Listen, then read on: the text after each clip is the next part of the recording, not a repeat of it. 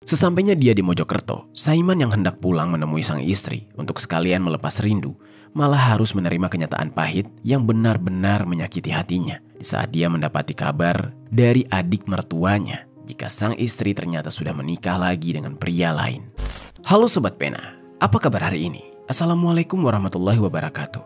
Hari ini kita akan kembali membahas kejadian-kejadian mengerikan, kisah nyata yang terjadi di muka bumi ini. Tragis dan mengerikan, akibat cemburu buta yang membakar hati, membuat seorang pria di Mojokerto, Jawa Timur jadi kehilangan kendali dan nekat melakukan aksi yang sangat brutal. Kejadian ini terjadi pada tahun 2017. Di saat itu, dia membantai istrinya sendiri sekaligus dengan suami baru dari istrinya tersebut menggunakan celurit. Bagaimana bisa kejadian seperti ini terjadi? Langsung saja kita bahas secara lengkap di Kata Pena.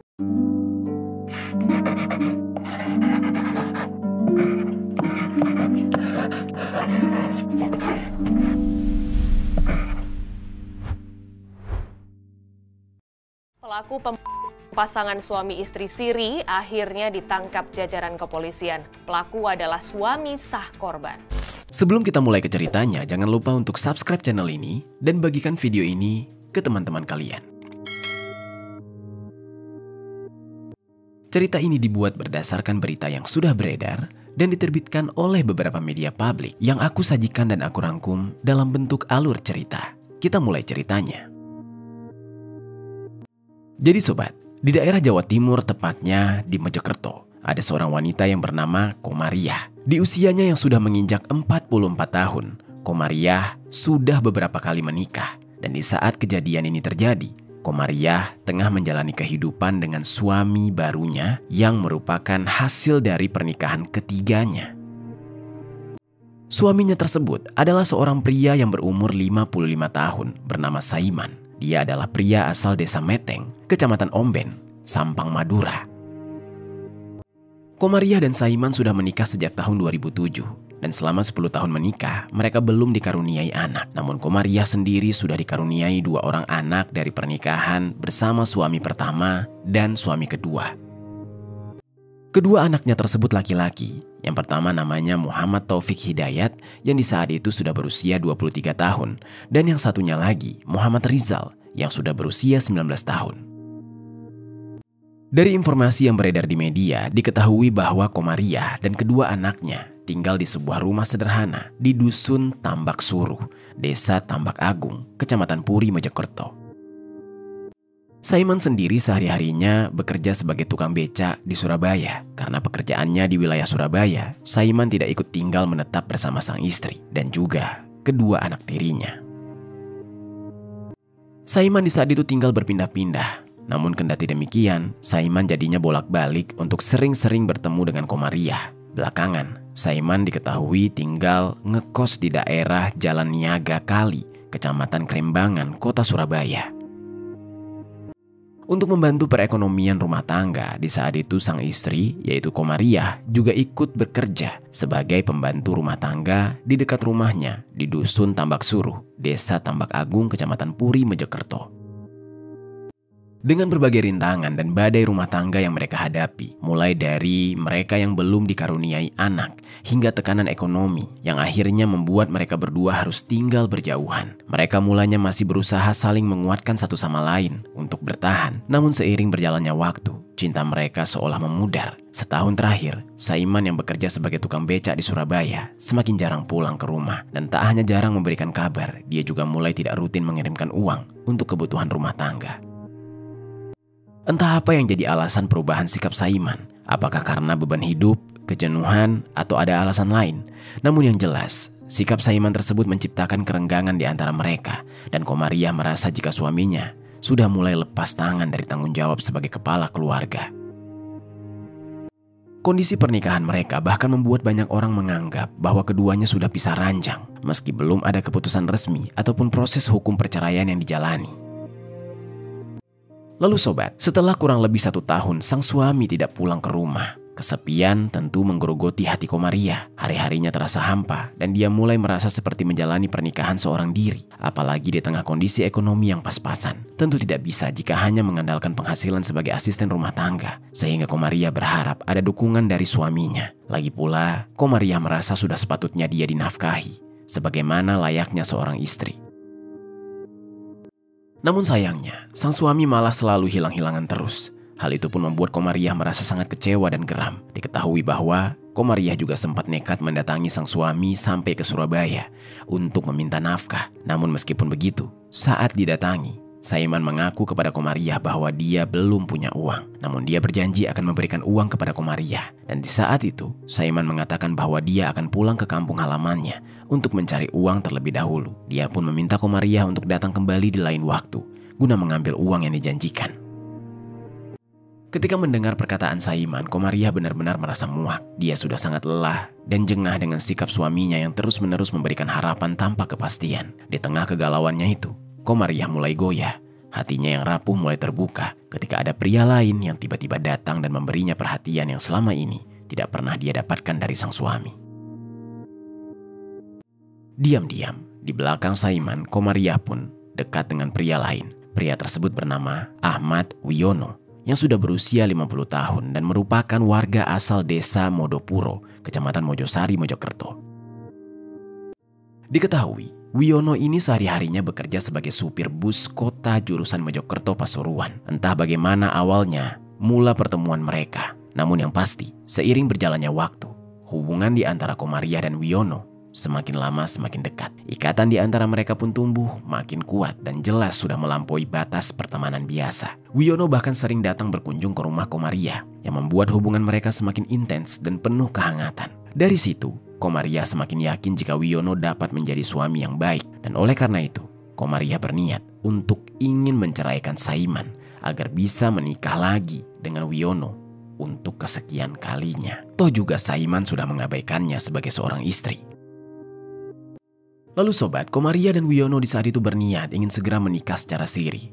Niat itu pun sudah disampaikan Komariah kepada ketua RT setempat. Namun sang ketua RT menolak rencana tersebut karena secara hukum dan administrasi, Komariah belum resmi bercerai dari Saiman. Akan tetapi, tidak lama setelah itu, muncul kabar bahwa Komariah sudah mengantongi surat cerai, yang mana padahal Komariah belum menyampaikan niatnya untuk bercerai kepada Saiman, suaminya yang belum mengetahui niat tersebut. Ternyata surat cerai tersebut Komariah dapatkan dengan cara ilegal, alias diketahui Komariah membeli surat cerai dengan cara yang curang. Dengan surat cerai tersebut akhirnya setelah lebaran tahun 2017, Komariah dan Wiono menikah siri secara diam-diam tanpa sepengetahuan Saiman. Setelah menikah, keduanya mulai hidup bersama sebagai suami istri di rumah Komariah yang berada di Dusun Tambak Suruh, Desa Tambak Agung, Kecamatan Puri, Mojokerto. Singkat cerita, tibalah pada suatu hari, di sisi lain Saiman yang sebelumnya berjanji akan memberikan sejumlah uang kepada sang istri merasa heran saat istrinya tidak juga kunjung kembali menemuinya. Karena merasa penasaran, lantas Saiman pulang ke Mojokerto untuk menemui Komariah. Sesampainya dia di Mojokerto, Saiman yang hendak pulang menemui sang istri untuk sekalian melepas rindu, malah harus menerima kenyataan pahit yang benar-benar menyakiti hatinya di saat dia mendapati kabar dari adik mertuanya jika sang istri ternyata sudah menikah lagi dengan pria lain. Dadanya terasa remuk, hatinya hancur, dunianya seolah runtuh mendengar kenyataan tersebut. Saiman rasanya masih sulit percaya dengan apa yang dia dengar. Tapi kabar itu bukanlah sekedar desas-desus. Beberapa warga sekitar pun turut membenarkan bahwa Komariah memang sudah menikah lagi. Fakta itu membuat Saiman tidak bisa lagi mengelak. Hatinya hancur, pikirannya kalut dan emosinya tidak karuan. Di tengah kepedihan yang menyesakan, Saiman benar-benar tidak bisa menerima kenyataan. Bagaimana mungkin sang istri menikah dengan pria lain, padahal secara hukum dan agama mereka masih berstatus suami istri. Saiman tidak pernah merasa menceraikan Komariah dan dia pun tidak pernah menyetujui adanya perceraian. Dengan kenyataan yang begitu menyakitkan, Saiman lalu menemui sang istri dan memastikan kebenaran kabar yang dia dengar. Bagai tersambar petir di siang bolong, kabar tersebut kemudian tidak dibantah oleh Komariah. Dia mengakui semuanya. Dia mengatakan bahwa dia benar sudah menikah lagi. Namun kendati demikian, Komariah merasa jika keputusan ini tidak sepenuhnya kesalahan dia.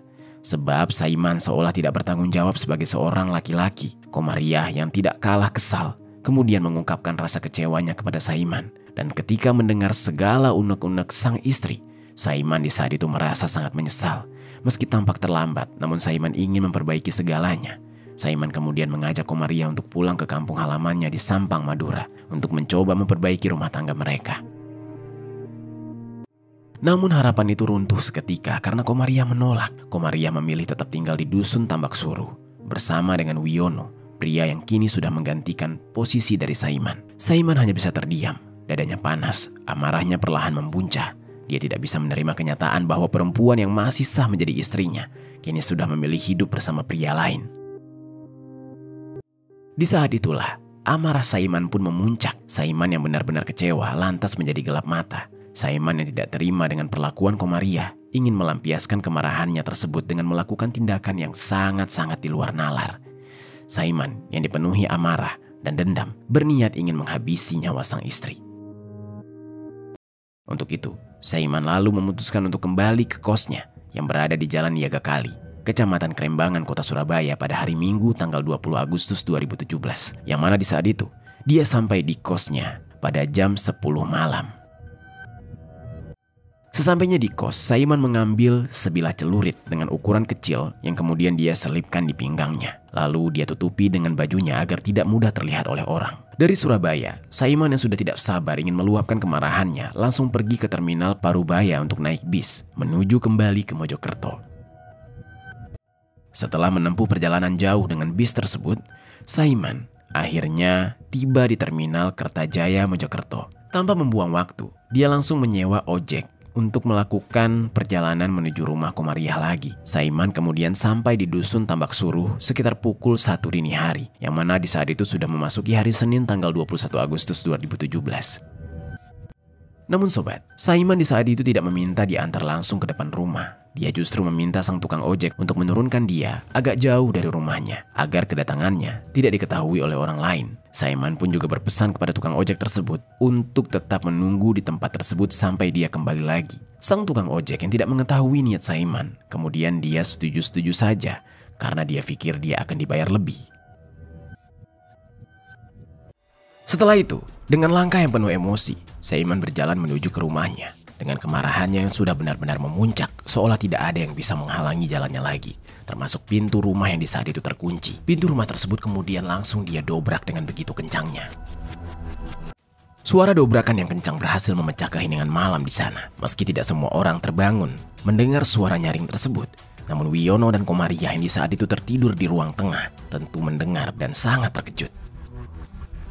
Saiman yang berhasil mendobrak pintu kemudian menangkap pemandangan yang sangat mengiris hatinya, yaitu wanita yang masih istrinya dan masih dia cintai sedang tidur dengan pria lain. Saiman pun semakin tidak tahan untuk segera meluapkan amarahnya. Celurit di pinggangnya kemudian dia cabut, dan tanpa membuang-buang waktu, Saiman yang sudah kepalang emosi melangkah mendekat ke arah Komaria yang sangat ketakutan. Wiono yang melihat Saiman hendak menyerang Komaria kemudian berusaha untuk menahan serangan tersebut. Wiono dan Saiman pun kemudian terlibat pertengkaran hebat. Sepertinya Wiono di saat itu mencoba memancing Saiman untuk ke halaman rumah agar tidak membuat keributan di dalam rumah. Pertengkaran mereka semakin memanas. Namun dengan mudahnya Saiman membuat Wiono tumbang di saat itu. Karena Saiman yang memang sudah kesetanan, dia langsung melancarkan serangan demi serangan yang membabi buta kepada Wiono menggunakan celurit di tangannya. Akibat serangan yang mengerikan tersebut, Wiono menerima luka parah di bagian dada dan perut. Wiono yang tumbang kemudian langsung sekarat dengan darah yang berceceran di sekitar tubuhnya.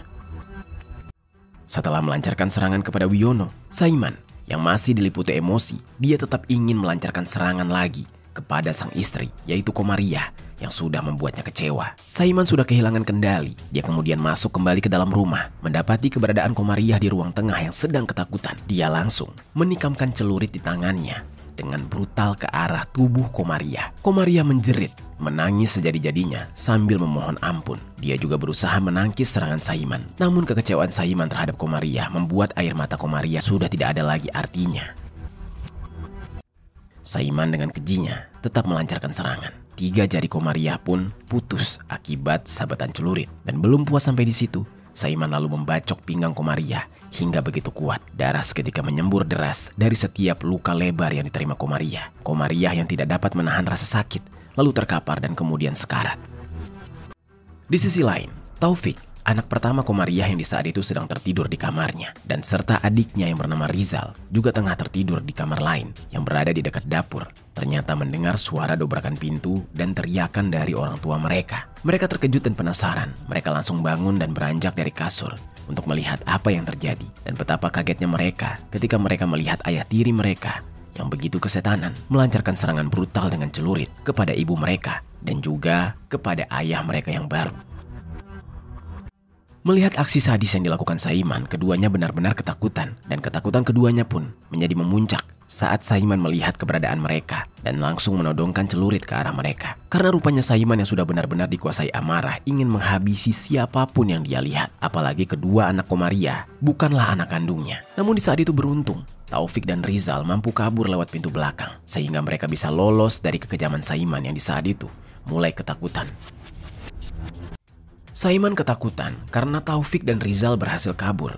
Mereka menjerit minta tolong, mencari bantuan warga sekitar, sehingga warga mulai beramai-ramai datang untuk melihat apa yang terjadi. Saiman yang mulai ketakutan dihajar massa memutuskan untuk buru-buru pergi meninggalkan Wiono dan Komariah yang sudah terkapar dengan kondisi yang begitu mengerikan. Yang mana rupanya sobat, akibat luka parah yang diterima, keduanya sekarat dan kemudian tewas seketika.